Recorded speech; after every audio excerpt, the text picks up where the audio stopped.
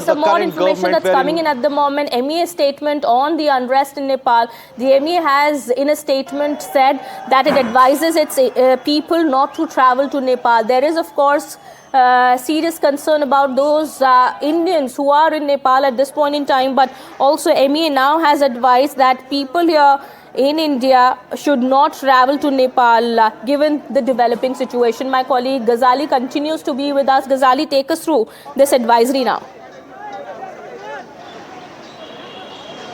See, this advisory clearly states that Indians should defer their travel to Nepal until the situation stabilizes there. And for Indian nationals who are staying in Nepal, the advisory says that you should stay where you are at the places of your residence.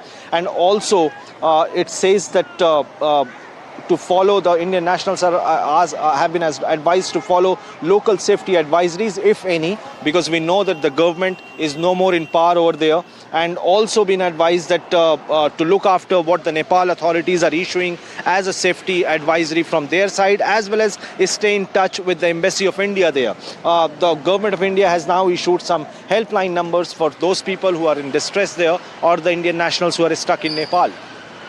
Absolutely. Well, in view of the developing situation in Nepal, as per this advisory, the government has said that it advises to defer travel until the situation has stabilized. And we understand at this point in time that, well, the border situation is also something that's being looked at. And in the borders close to Nepal, borders with India are also on high alert amid these protests taking place. But Ghazali, this could take time, as you've been saying that there is a possibility that army could take over the reins of the country, or like the Gen Z is, of course, pushing for an interim PM at this point in time.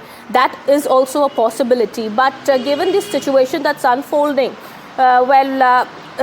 despite the government agreeing to, despite the Prime Minister resigning, agreeing to the core demand of the protesters, the clashes continue on the ground. What is it that the Gen Z protesters want now?